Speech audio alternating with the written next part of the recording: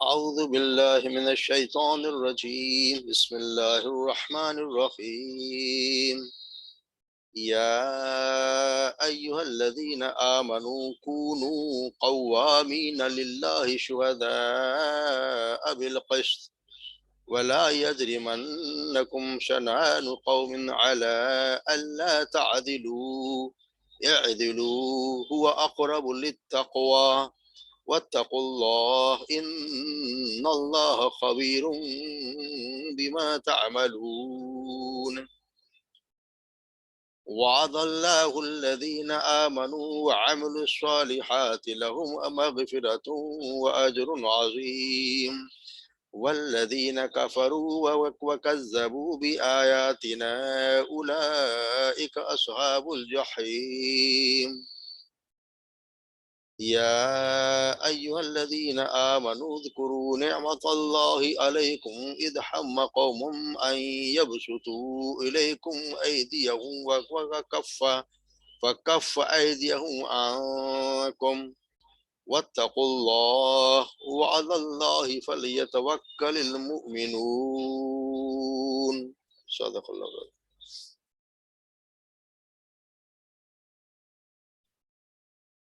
یا ایھا الذین آمنو، اے لوگو جو ایمان لائے ہو، کونو ہو جاؤ قوامین للہ، سیدھے یعنی کھڑے ہو جاؤ سیدھے اللہ کے لیے،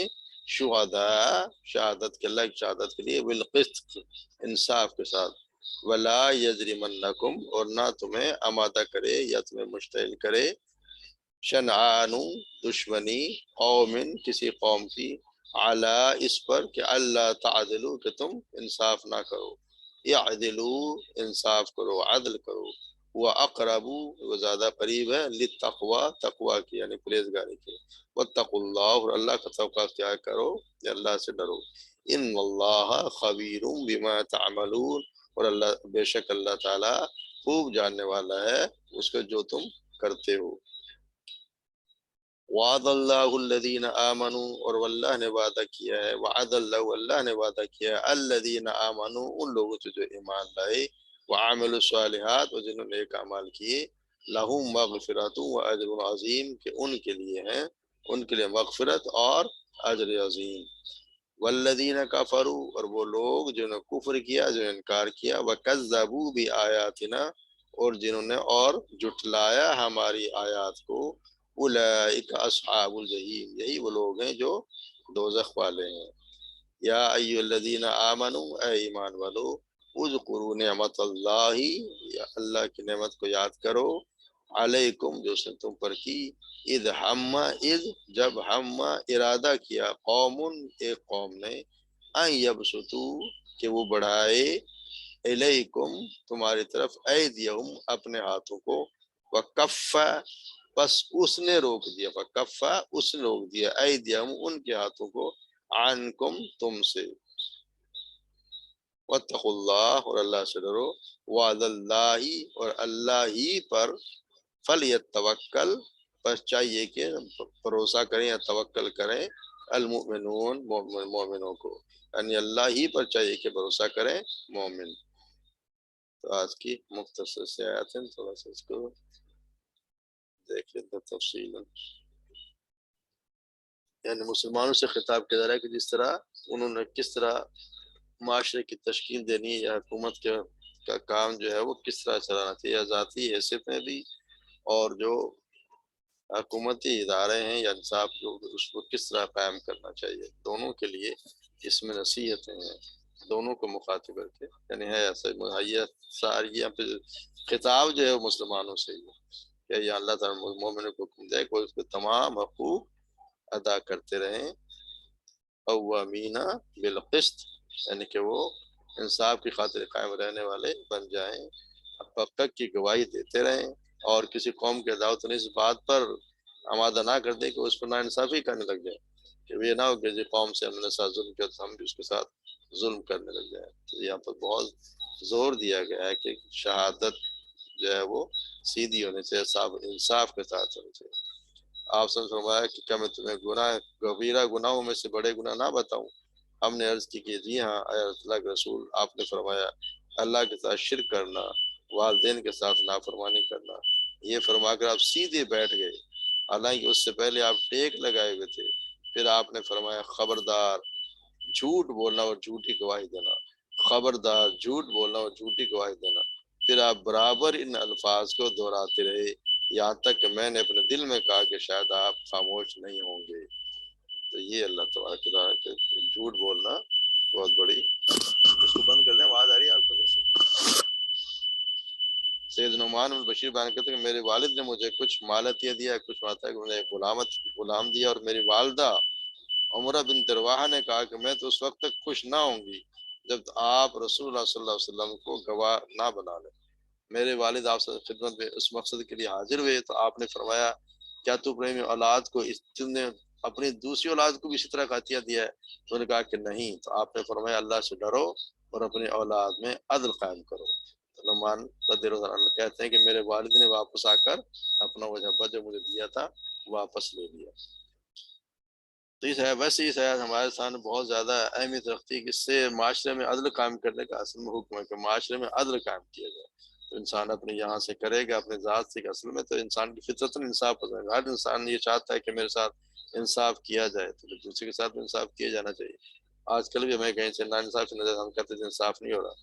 تو ہے انسان کی فطرت میں اللہ تبارک تعالیٰ نے رکھا ہے، اور آج پوری نوع انسانی سب جو ہے انصاف کی تلاش میں ہے، انصاف کہیں نظر نہیں آ رہا۔ انصاف کے لیے پر لوگ بادشاہوں سے نجات اسی طرح کہ ایک بادشاہ جو مرضی حکم دے دے، اس انصاف کے بارے بات نہیں تھی، نہ کوئی عدالت میں جو بادشاہ حکم ہو گیا اس کے۔ پھر یہ جمہوریت آ گئی، اس میں پارٹی نظام آ گیا، جو ہم دیکھ رہے ہیں کہ کیا حال ہوتا ہے، ایک پارٹی والا جو کر لے اس کا کچھ بھی رہے، انصاف کہیں بھی نہیں۔ کمیونزم میں لوگ چلے گئے، ہر چیز طرح دیکھ رہے، انصاف کہیں بھی اس وقت تک نہیں ملتا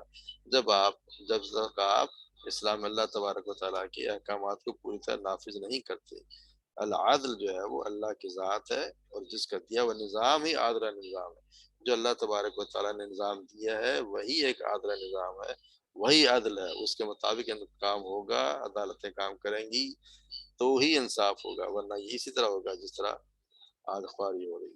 تو ہم اس کے اللہ کے، ہم اس کے بندے ہیں اور اس کی وفادار ہیں، لہذا اس کے نظام کو قائم کرنا بھی ہماری ذمہ داری ہے، یہ ہم پر فرض ہے کہ کم از کم اتنی کوشش تو انسان کرے کہ اس کے ساتھ کچھ نہ کچھ اس کا حصہ ہو، کہ جو میں نے کوشش کی کہ کم سے کم میں نے کہیں کہا تو صحیح، کسی کو کے بات پہنچائی تو صحیح۔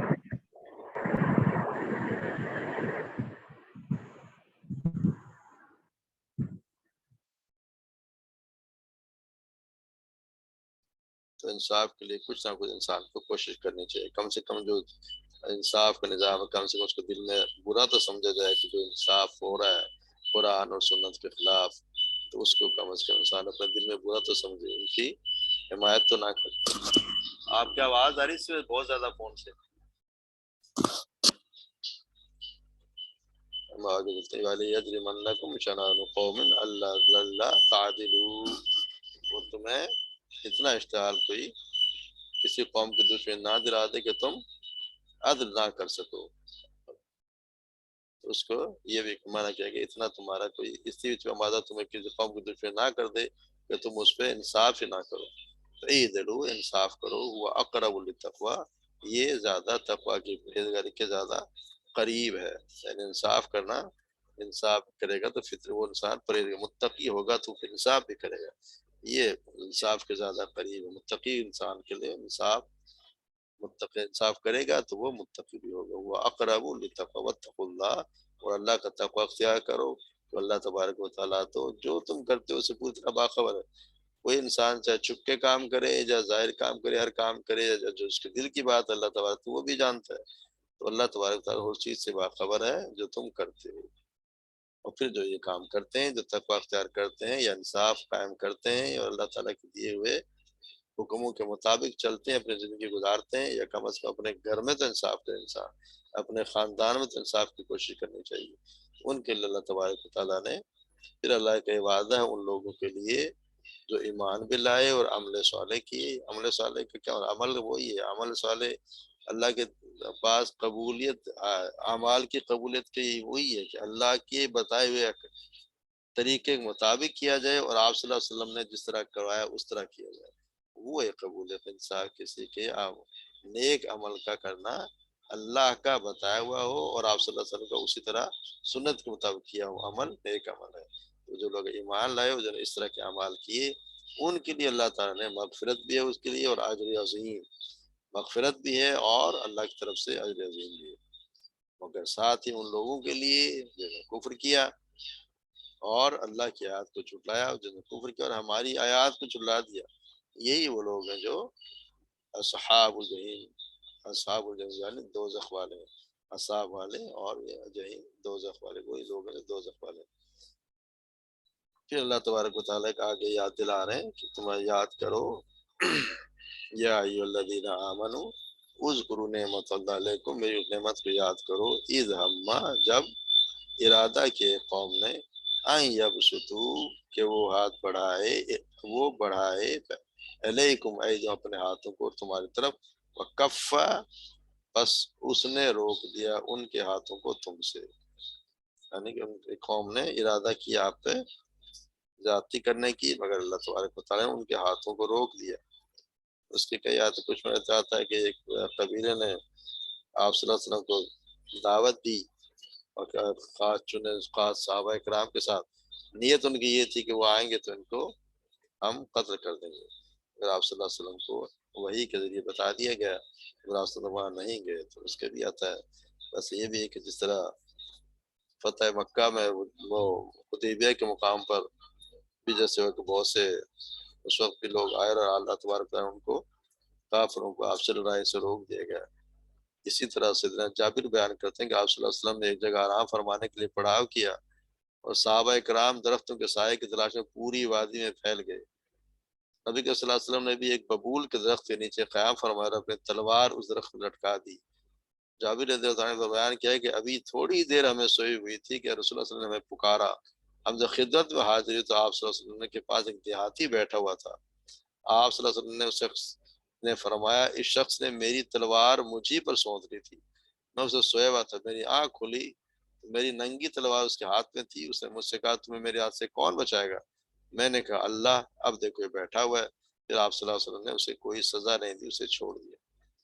اسی طرح سیدنا انس رضی اللہ عنہ بیان کرتے ہیں کہ اہل مکہ میں سے 80 آدمی مسلح ہو کر تنعیم کے پہاڑ سے رسول اللہ صلی اللہ علیہ وسلم پر حملہ آور ہوئے، اور وہ یہ چاہتے تھے کہ رسول اللہ صلی اللہ علیہ وسلم اور آپ کے صحاب غفلت میں ہوں تو ان پر حملہ کر کے قتل کر دیں۔ رسول اللہ صلی اللہ علیہ وسلم نے اور لوگوں نے انہیں پکڑ کر قید کر لیا اور پھر چھوڑ بھی دیا۔ تو یہ کہ اللہ تبارک و تعالیٰ نے بہت سی دفعہ اس طرح وَهُوَ الَّذِي كَفَّ بِأَيْدِيهِمْ عَنكُمْ وَأَيْدِيَهُمْ جیسے سورہ فتح میں کہ وہی ہے جس نے مکہ کی وادی میں ان کے ہاتھ تم سے تمہارے ہاتھ ان سے روک دیے، اس کے بعد تمہیں ان پر فتح دی، اور اللہ اس کو جو تم کرتے ہو ہمیشہ سے خوب دیکھنے والا ہے۔ تو یہ اللہ تبارک و تعالیٰ کو یاد رہا ہے کہ بہت سے دفعہ ایسا ہوا کہ میں نے بہت سے لوگوں نے چاہا کہ تمہارے تو ہاتھ بڑھائے مگر نے تم ان کے ہاتھوں کو تم سے روک دیا۔ تو اللہ کے احسان کو یاد کرتے رہنا چاہیے، اللہ کے احسان کو یاد کریں تو پھر اللہ تبارک و تعالیٰ یہ خوش ہوتا ہے۔ تقوی اللہ، اور اللہ سے اللہ کا تقوی اختیار ہے۔ اصل میں ہم لفظ ڈرنے کا نہیں تو تقوی اختیار ہے، اللہ کے گناہوں سے بچو، اللہ کا تقوی اختیار کرو، اس کی قرب حاصل کرو۔ ڈرنا بھی چیز ہے، اگر ڈرا کے ہم کہتے ہیں اللہ سے ڈرو اللہ سے ڈرو تو وہ کہ اللہ کا تقوی اختیار کرو، اس سے گناہوں سے بچو۔ واللہ، اور چاہیے کہ اور جو مومنین ہیں ان کو چاہیے کہ اللہ ہی پر توکل کرے، بھروسہ صرف اللہ کی ذات پہ کرے۔ جو بھی کام کرنا ہے اس کے اسباب کو ضرور اکٹھے کریں، مگر بھروسہ اللہ کی ذات پہ ہی ہوتا ہے کہ اللہ ہی ہے سب کچھ کرنے والا۔ آپ صلی اللہ علیہ وسلم نے کہا کون بچائے گا؟ آپ نے کہا اللہ بچائے گا، تو اللہ نے بچا لیا۔ توکل اللہ کی ذات پر ہی ہونا چاہیے۔ اپنے سارے احتیاطی اقدامات ضرور کریں، اب جو بھی اگر کام کریں اپنے وہ محنت سے کام کرنا چاہیے، مگر بھروسہ توکل اللہ پر کریں، اللہ کو توکل کریں تو اللہ تبارک تعالیٰ کہتے ہیں کہ مومنوں کو چاہے کہ صرف اللہ ہی پر توکل کریں۔ تو اس لیے اللہ تبارک تعالیٰ ہمیں بھی توفیق دے کے ہمارا پورا اللہ تعالیٰ اللہ کی ذات پہ بھروسہ، اس پہ توکل کریں، توفیق ملے۔ وآخر دعوانا الحمدللہ رب العالمین۔